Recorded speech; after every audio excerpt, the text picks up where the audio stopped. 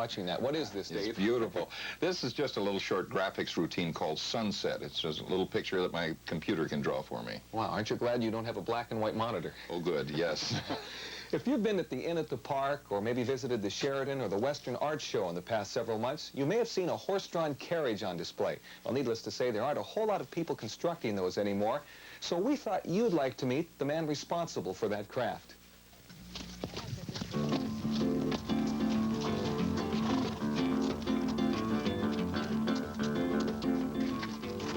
Henry Boeke calls himself a cabinet maker, but a look at his business card tells what his true passion is: restore, freeform, and traditional horse-drawn vehicles.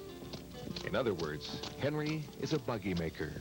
Generally, we restore old rigs, although we can get all new parts, which are still made today.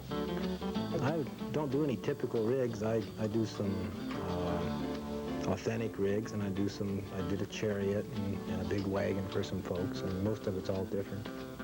The occupation Henry has chosen to pursue allows for a pretty easygoing lifestyle as he constructs his horse-drawn carriages from oak and hickory in his large, well-appointed shop located about halfway between Addy, Washington and the Columbia River in Stevens County.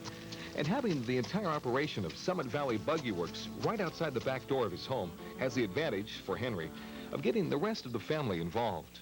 Okay, boys, let's go to work. Cooper, turn it on.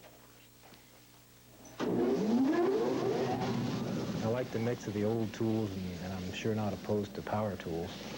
The old-timers, I'm sure they would have used them if they'd had them. Building new buggies from old parts isn't easy. Usually the wood is just about all gone from the remains of ancient buggies Henry finds in fields or the back of an old barn.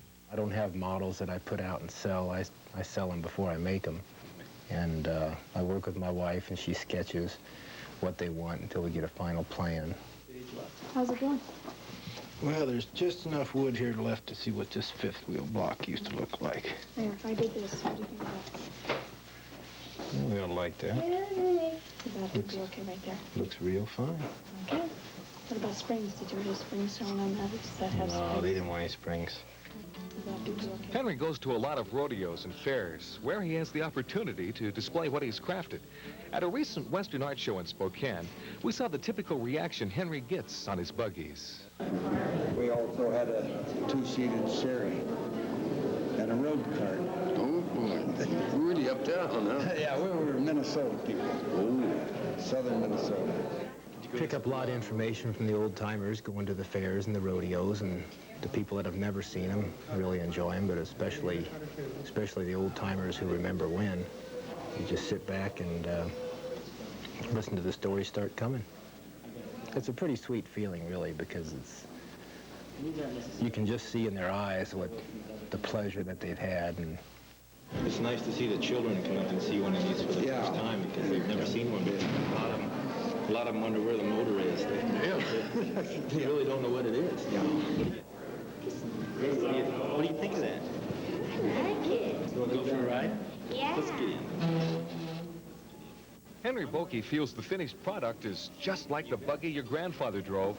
The difference you'll notice right away is that the buggies in the old days were painted either black or dark green, while Henry prefers to leave the wood on his buggies natural because it's too beautiful to cover up.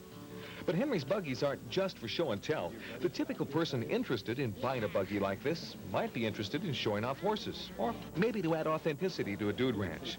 Since Henry and his wife have no horses of their own, it's nice that they've got neighbors like the Currents when it's time to go try the buggies out.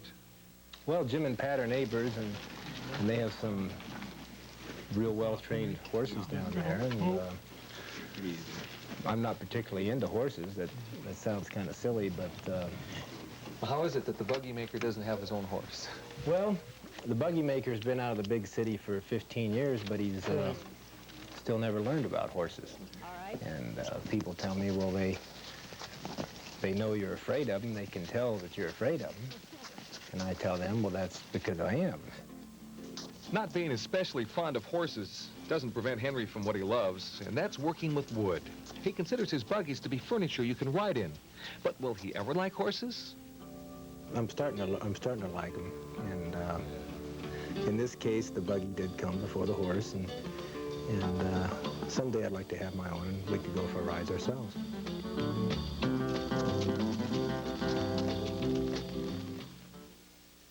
You know, John, I worked up in Colville for about 3.5 years, and I've seen a lot of his work in person. Beautiful stuff. Isn't that great stuff? And they're the nicest folks, too. Say, Dave, how would you like to be in the money? I'd love to be in the money. Good. Well, stay with us. We have a message coming in here from Atari Central. Oh, okay.